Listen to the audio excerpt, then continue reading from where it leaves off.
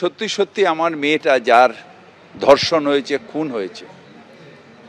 তাকে যদি সত্যি সত্যি ন্যায় দিতে হয়, পলিটিক্স নয়, রাজনীতি নয়, যে কে ধর্ষণ করলো সেটা ইম্পর্টেন্ট না, তৃণমূলকে গালাগালি দাও, সেটা যদি না হয়, তাহলে আমার মনে হয় যে সেই পরিবারকে এবং যারা গেছিলেন কোর্টে তাদের বলা উচিত যে এটা রাজ্য ইনভেস্টিগেশন এজেন্সি, সেটা সিআইডি হতে পারে বা